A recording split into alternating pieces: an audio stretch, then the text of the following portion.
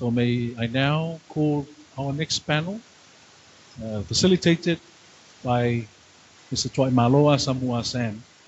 And I would also like to invite our panelists to please take the floor now. Our next panel is on ICT skills and STEM education. It's facilitated by Tuaimalo, Asamu, Sam, who is currently the CEO, the Chief Executive Officer for the Ministry of Communication, Information Technology. He was appointed as Chief Executive Officer since 2003.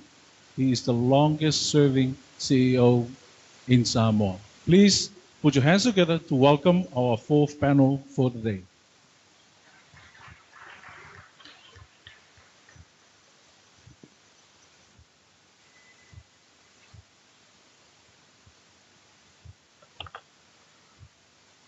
Talofa and good afternoon, everyone. So encouraging to see some of our leaders, honorable ministers, still around. Thank you for your patience and your participation. I know this is a very hard time to keep people awake after lunch, so we'll try and keep everyone up and participate and ask some questions, because if you don't, we may not give you a coffee break. So, but we've heard a lot of nice presentations, very encouraging from the number of speakers. But for this session, we will be talking about ICT skills. You know, in order to go through and try to implement digital transformation, we need people with the skills and training in order to achieve and implement some of the projects that we are planning. So this afternoon, we have a panel of experts, and first up is Mr. Kisione. I know all the profiles have been given out in the documents, but briefly, Kisione is the Director of the IT Services at the University of South Pacific in Fiji, and he's held this position since 1999. Additionally, Finau is a member of the CROP ICT Working Group and a member of the ASCAP Steering Committee Working Group of the Asia Pacific. Kisione will speak about ICT skills and STEM, science, technology, engineering, maths, education in the region, and the challenges that Pacific Island nations face when considering their digital future. The USB, being a key player in developing capacities in the region, has examples he can share. Kisione might also outline key gaps in what he feels will need to be addressed. Please welcome Mr. Kisione Finau. Thank you, Asamu. Good afternoon, and Pula Vinaka, and Dala Palawa, Malo Lele. I hope you just spare 10 minutes with me, Asamu. Is it 10 minutes or 20 minutes? 10 minutes, I'm sorry. Okay. I'll break this one. Okay. For us at USP, when we talk about ICT and education, this is what we are looking at. It's an ocean. It's a 33 million square kilometers that we have to look at our strategy, look at our plan, how we actually deliver our education in our region. And that's quite a challenge. I mean, to look at the ocean and develop and come up with something that will, for us, as your regional university, to deliver education to our people. As you know, in year 2015, our leaders actually met in Papua New Guinea, and ICT was one of the top 5 priorities that our leaders want us to work on. And of course, the USP was actually mandated to chair the regional or the CROPS ICT working group. Today, I'm actually wearing 2 hats. One is USP and the other one is the member of ICT working group. And my sharing this afternoon is actually looking from perspective as a region. We're looking from USP, how we actually deliver ICT and education to our region. As we all know, 10 years ago, our focus was actually building the ICT infrastructure. No one thought, Asamu and I, in this industry for the last 10 years, no one thought that Samoa will have a southern fiber. Is that correct? No one knows, or no one thought that Tonga will have a southern fiber. In the next 10 years, no one knows that Tuaimalo will have a southern fiber, or Tokelau will have a southern fiber. The shift that we are looking at from USP, now the landscape of the ICT infrastructure, for us it seems that we are proceeding in advance. So for us, our focus now is looking at to build focus and to make sure that we have appropriate application and content. Because as we heard this morning, I think the application and content we are left, especially to if we want to look at our materials in the region and also in the Pacific. Now, when we talk about ICT and education, we have to talk about research and education network. And I know there's a lot of confusion. When we talk about research and education networks, everybody thought, oh, you just connect to digital, or you connect to Blue Sky, you connect to TCC in Tonga. I want to make it very clear this afternoon. Research and education network is completely different from commodity networks or commercial networks. And we need to look at that seriously. And some of my slides, I'll actually talk about more about our research and network, and education network. And as I stand here, I think we share the experience from Caribbean area. They do have a research and education network. However, in the Pacific, we don't have a research and education network in the Pacific.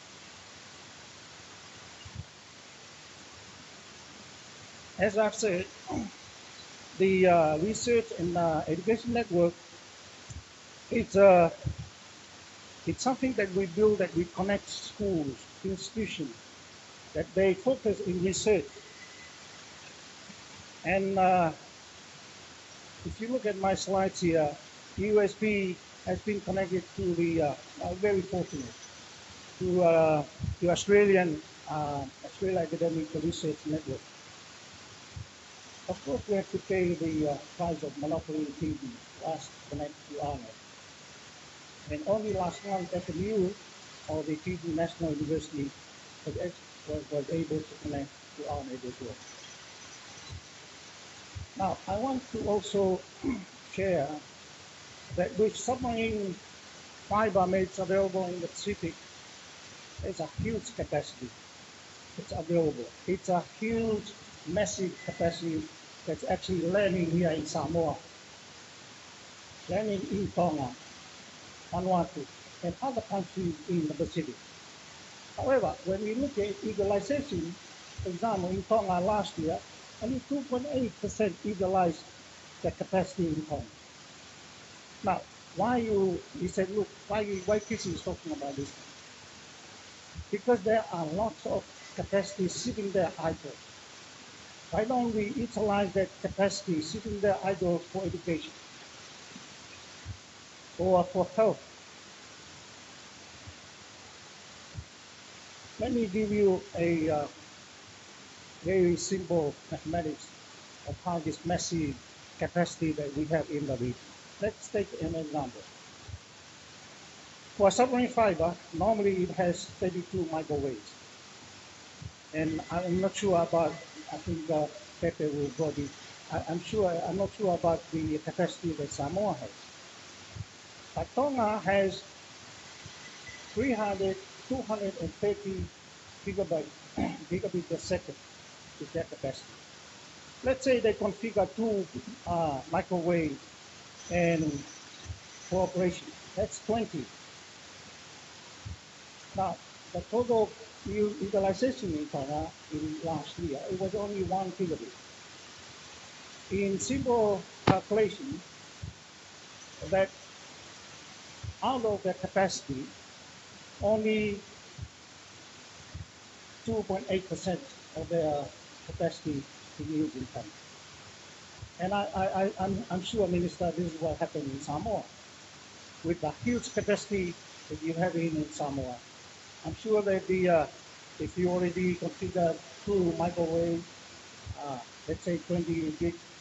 So the question that I'm posing this afternoon, what we do about those the huge capacity will not be not utilizing. This is the a slide that gives you a picture of this global research and education network. It's actually linked up not only Australia and New Zealand, but linked up Europe, linked up North America, and even South Africa. And this is the thing that we miss in the Pacific. And if you look at the ocean, there is no network. It's actually just bypassing our country. So, I'm aware of my timing, so I'm trying to push hard. For USP, one of our mandate is to make sure that we look at the capacity building in our region, and you know that we are celebrating our 50th anniversary. And for us, one of the things that we drive the last 10 years is to make sure that our programs are international accredited. And as I said, for ICT, we are proud to say that some of our programs in ICT are already accredited. And of course, as you know, some of you in here in Samoa, we actually offer Cisco Academy. And if you want to enroll Cisco Academy, just go to Alafua campus and you can enroll our Cisco Academy. What I want to portray in this slide is we've come a long way. 1972 up to 2018. And you can see we actually started using ICT way before the internet exists in the Pacific. And we will continue to use ICT to deliver our education in the region. And this is those of you who don't know that we do have our own network, and with generosity of the people of New Zealand, we actually got funding this year to upgrade this network. Again, we start from, when we look at the history, the USB come a long way. In 1990, we started with 64K. We connected to Waikato University. And now, as I speak, we are planning to upgrade our internet to 2.5 gig. My point is, technology, we keep pushing the technology to improve the technology, not only for USB to deliver our education. And we try to use cutting-edge technology to deliver our education. And we use those platforms to deliver our education. Moodle, React. I'm not sure any of New Zealand and Australia use React, but we use React because it suits us because of the small bandwidth that we require to deliver education courses to Tuvalu and Tokelau. And for those that have the privilege of bigger bandwidth, then we use Zoom. And get through pattern as well, if the bandwidth is not an issue. For USB to address the stand, we provide tablets to our first year student. If you are a full-time student, we actually give you a tablet. We also, there are a lot of transformation at USB. We don't talk about the traditional classroom now. We are talking about smart classrooms. And we provide Wi-Fi as our means to everybody to access. Even if the student actually walk alongside our campus, they should be able to access. And of course, we're using VDI technology instead of using traditional PC. While we build the technology to deliver our education, we also have to control. I think maybe your student, maybe your children probably complain to you that at USP we block Facebook. Yes, we block Facebook. And I think probably the grade of your children probably better because they concentrate on studying rather than Facebook. But we actually only block it from 9 to 4, so allow them to study. So after 4, they can access Facebook. And of course, we have appropriate staff on the ground to help them as well. Lesson learned, one of the things that we are pushing from USP, we're trying to transform from physical libraries to electronic libraries. As I've said earlier, traditional classroom to smart classrooms. And we transforming from PC. PC is no longer a topic on campus. We talk about devices, mobile devices, laptops, tablets, iPhone, and so forth. Some recommendation, as I've said, I think Honorable Minister from Finau, Tuvalu, and Samoa, I think we need to connect all the schools. And we are looking at our curriculums and to make sure that all our, the Minister of Education review their curriculums to make sure they include ICT in the curriculum. Mr. Finau, can I interrupt? One, yes. Okay, thank you. And as I said earlier, with those idols, massive capacity sitting idols with our submarine cable, I'm begging our leaders to consider education, give some bandwidth, provision bandwidth for education that will help our next generation. Thank you.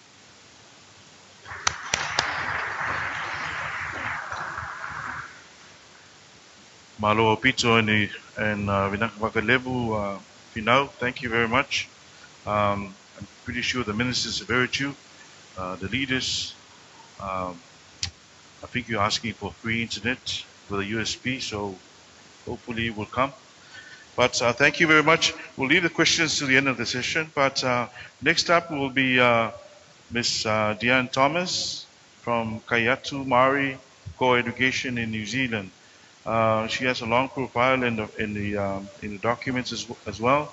But Deanne will speak about her experience with minority, indigenous youth, and digital technologies. She will elaborate on the type curriculum that works well in her experience and will cover the topic of an inclusive digital future in Pacific Island countries. Please, let's welcome Deanne Thomas.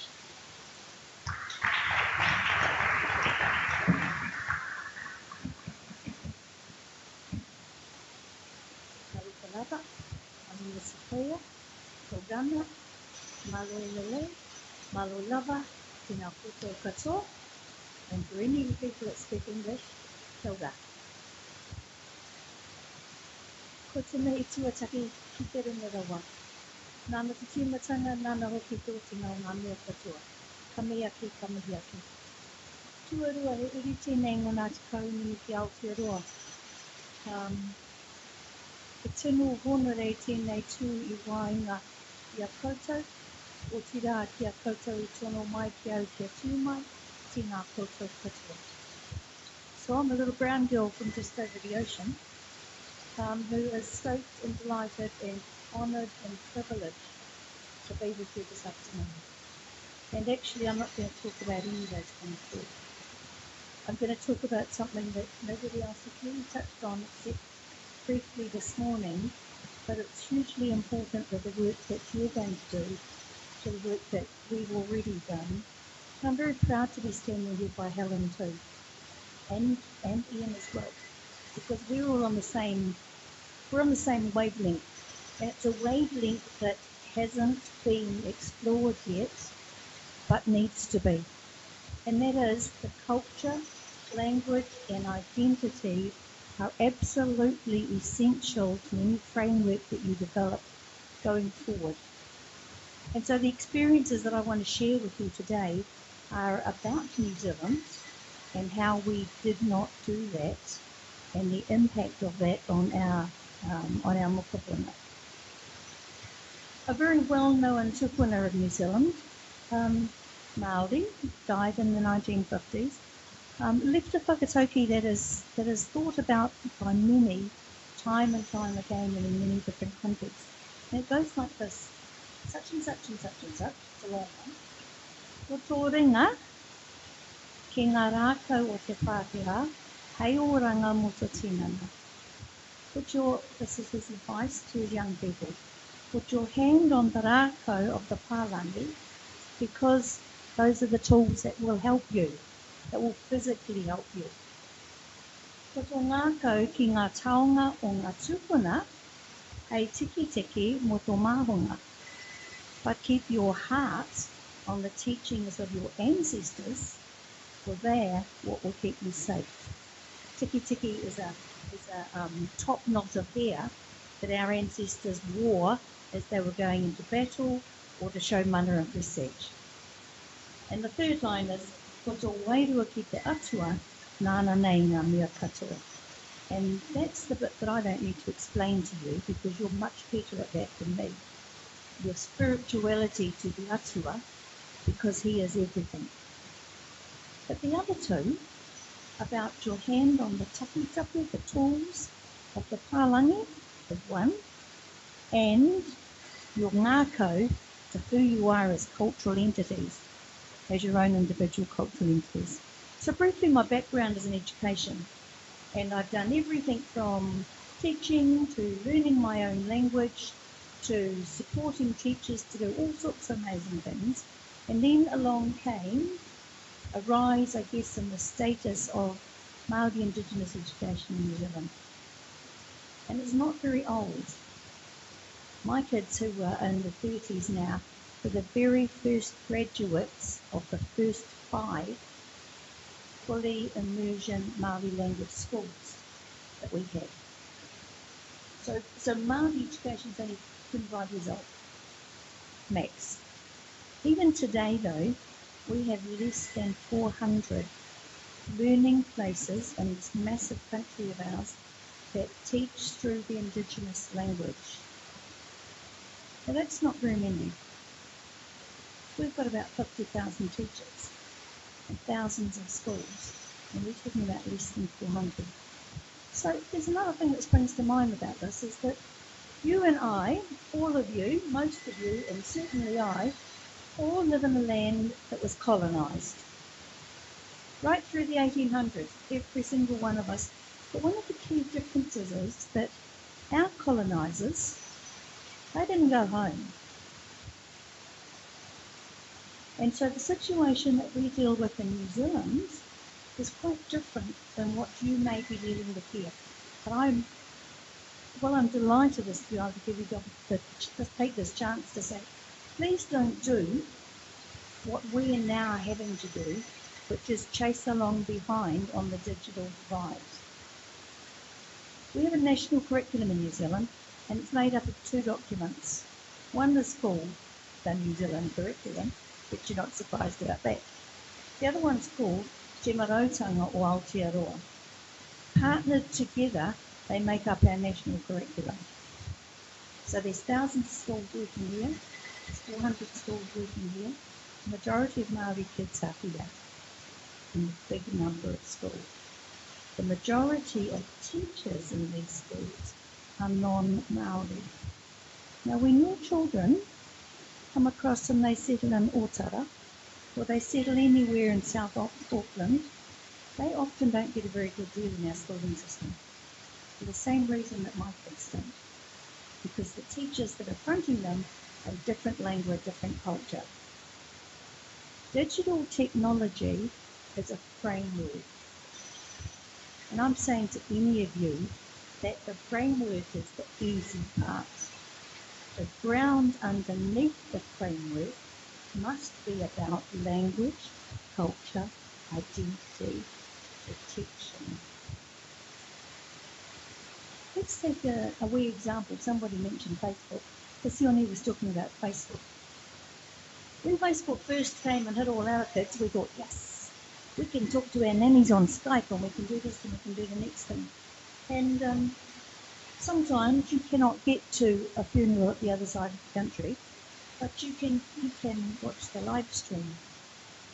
Or sometimes you don't get to go and celebrate Auntie's birthday, but you can send her a text and you can watch all the pictures come up on Facebook.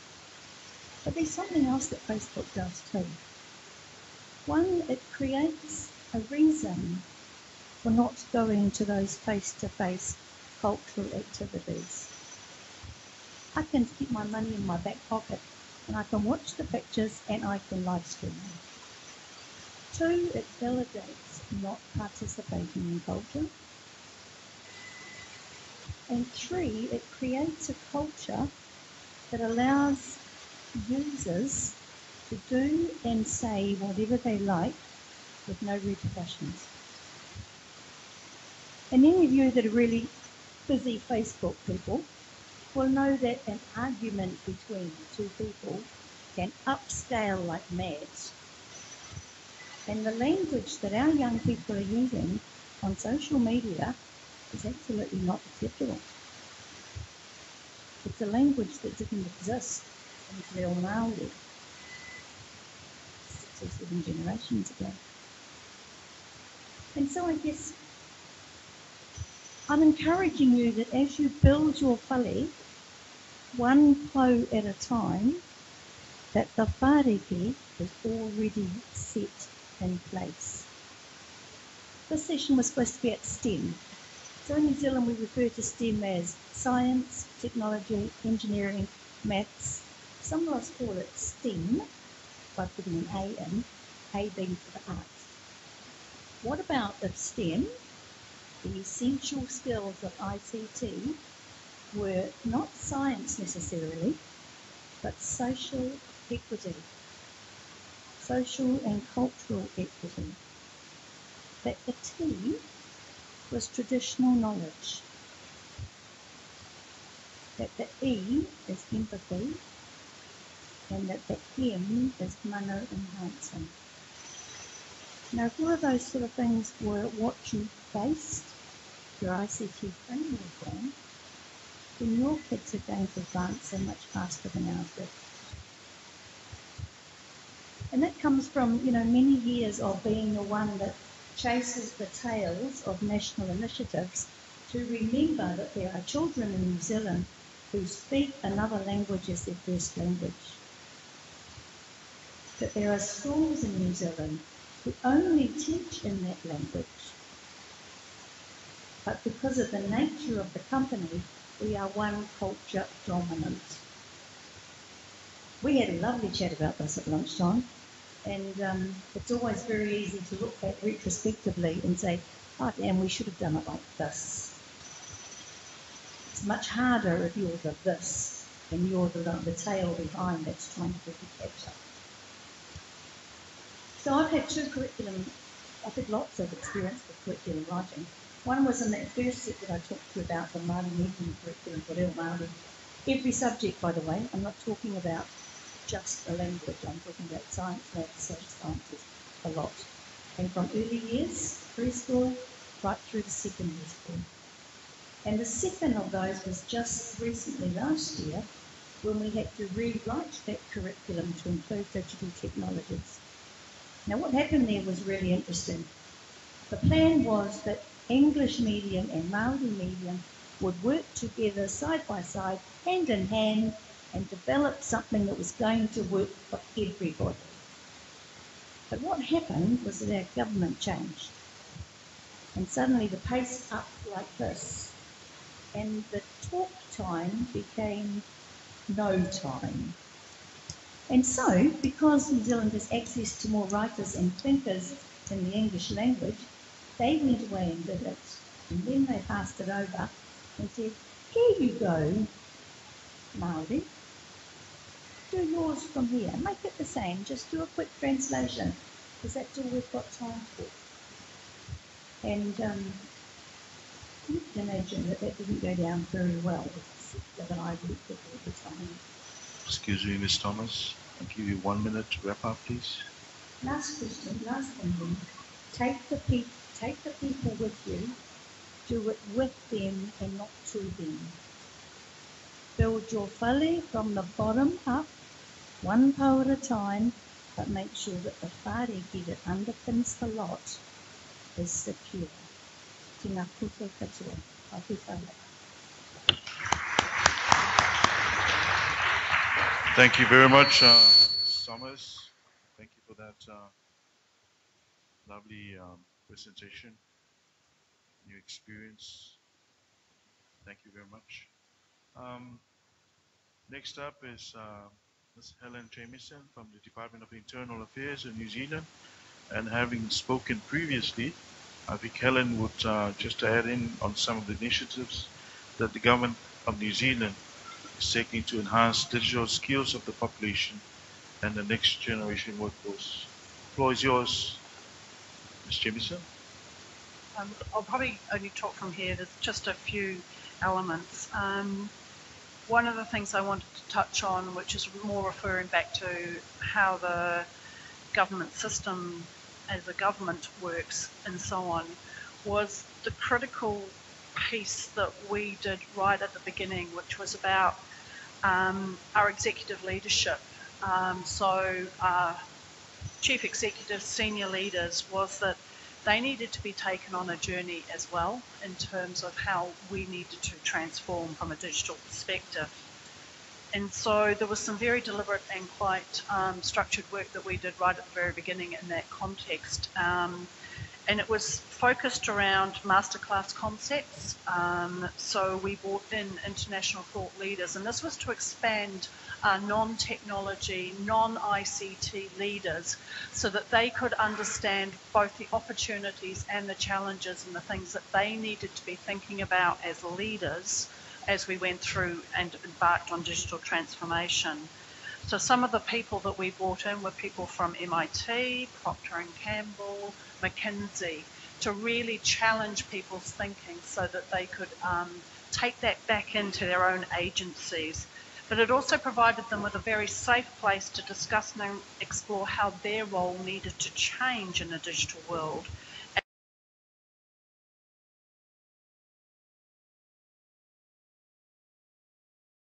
In more broad terms, one of our other government agencies is more directly charged with around looking at digital skills.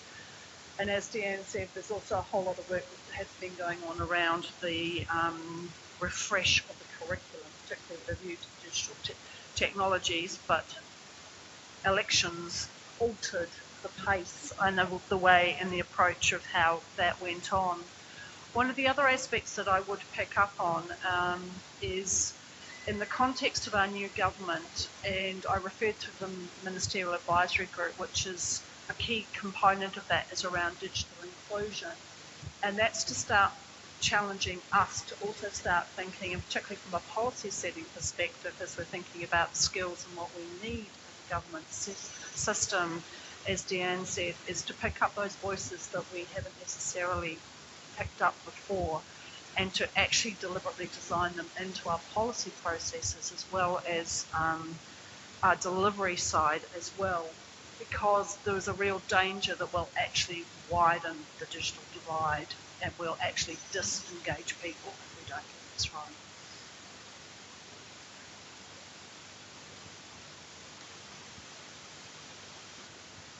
Thank you, Helen. With those three inputs, I will now open the floor for any questions, any comments from the floor. Remember, keep it simple, keep it short. I'm mindful of the time, so any questions? The Social Minister from Samoa. I am freezing in here. I don't know about you, but we are here talking about major transformation. We can't even control the temperature in this room. Anyway, we are here, the previous presentations, and this one is very important, because the whole essence why we're here is to transform the Pacific into becoming a digital government, digital whatever. And the role, that's why our leaders are here, to listen to your experience and what you've been through, what works in your country. It may not work here. And we're here to listen that we need to come up with a system, maybe a blended one that suits our needs, our situation, our economy. It's easier to say the role of government, the role of the market, the private sector, the market. It's easier for bigger economies to absorb such things. That's why China is doing very well. They just adopt, copy, and do it better because they have the money and the economy to flourish and do well in. But with the Pacific region, smaller countries, with small economies, we need to look at it from a perspective that it works. And for any such major shift in thinking and how we operate, firstly, you need to work with our politicians, our leaders. You need to have that political will. Once they buy into the idea, it's easier for that major transformation to go ahead. So that's why I'm interested in the presentation from our New Zealand colleagues. It's closer to Samoa, closer to the region, and a bit behind Australia. I'm sorry, I'm not in that sense. You have a better rugby team anyway. Yeah. So that's why. So the comment is a general comment that because this is a major conference as we move into the digital world. Is how after this conference, how we can come up with something that can easily adopted by Pacific leaders, and something that it will work. Because the government hand, I tell you, you need it in such major change. It's a cultural change, actually. Because after all, you still have some form of control with IT, the change, and some regulations in place to make sure that we still have that practical way of doing things and not really go out our way to adopt such a system that it will never work in our situation. Thank you. Alofa, you've just heard one of the senior politicians in government. That's the right word. He represents the largest constituency in Samoa. So thank you very much, Fiongalele Pule, for your input. Any response from our panelists?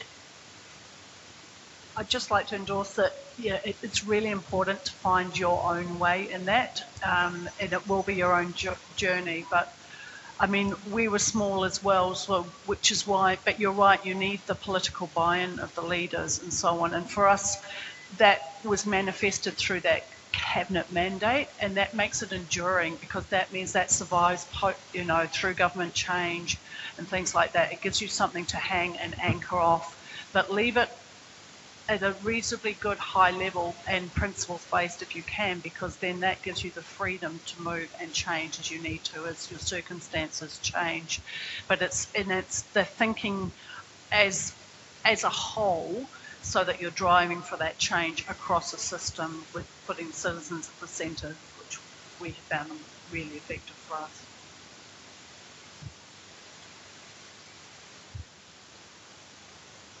Gentleman here in front. I just sent the stop press piece here, which says that McKinsey says that 80% of the efforts to transform public service and services fail. So we start from a very low base in comparison with New Zealand. What made you successful in personal terms? The biggest contributor that we have found for us in our success and people coming into look is that collaborative approach, where it was very much building the senior buy-in, but then your leaders across the system becoming part of your champions and taking that coherent approach across the whole thing, because the important thing was to move away from those vertical and to constantly be thinking of the horizontal, but also how you're partnering out beyond government, but also, and with the citizen-centred at the beginning. But it was the collaborative approach with those other elements that have been so far the critical elements for us.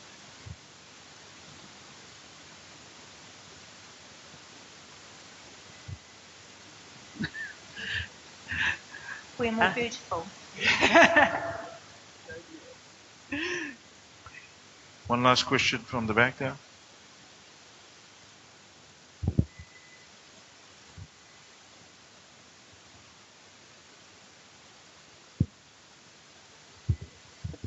Hi, Ashley Bow from the Human Rights Commission of Samoa. Thank you very much for all your presentations. They were all very interesting indeed. Helen, you spoke of a cultural revolution, and Peter this morning spoke about breaking everything down and starting again, and that gives rise to lots of opportunities. One of the areas that I'm interested in is digitisation in relation to persons with disabilities.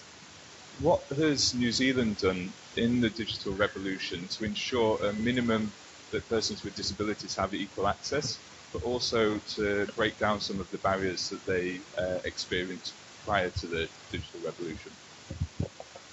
I can talk a little bit about it. I mean, so we have, we have all the web accessibility standards and things like that. So that's everybody who's putting something up has to follow against all of those web accessibility standards.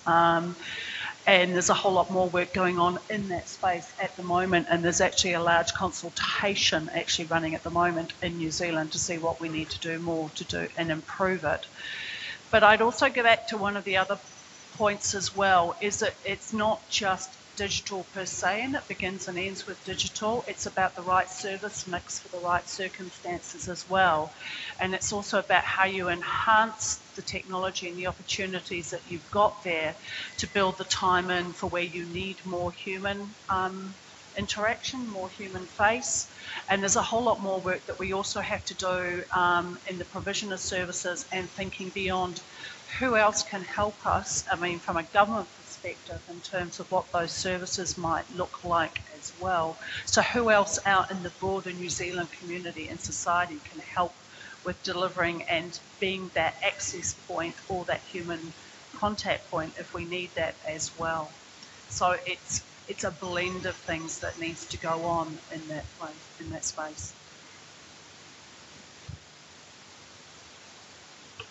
I think too, it's relatively well known in New Zealand, the concept that we call universal design for learning, whereby learning in whatever shape or form is for absolutely everybody. We don't always get it right, but it does mean that children and learners and others with special education needs or disability needs are often at the forefront of developments, and it's a great thing. As I say, we're not perfect, but we're doing our best to be. I see no more hands, so I would like to thank Honourable Minister. Thank you, moderator. There were particular reasons why I really wanted New Zealand Digital Shared Services to be in this conference, and so was our educators. And I would like to ask and challenge on behalf of the Pacific, in terms of sharing what you already have with us, as you just alluded to, in terms of working together as a group. For us small island nations, and good to have MFAT, Paul Segan from MFAT as well. If we can find time together with the leaders to sit down and share how we can share what you already have in terms of content, and how the framework can be passed down to us, regulatory-wise, legislations, curriculum for schools, digital curriculums for schools. We're now moving towards enabling schools in terms of coding programs, start building capacity from the lower levels. The content of AARNet that you already subscribe to, Kisione at GSP, how can that be shared to our national university and institutions here? That in terms of cost, will there be cost drop if we work together to subscribe under USB? So those are some challenges and some points for us to think about for maybe later today at the cocktail, or tomorrow perhaps when there's time for us to sit down together with our leaders here from around the Pacific. Thank you very much. Hello, Faktai. Thank you, Honorable Minister. Now, I should thank the panelists for their contribution this afternoon. So let's show our appreciation in the usual manner. Thank you. And do we have some gifts for the presenters, panelists, this afternoon as well? Thank you. Thank you very much. Please come forward.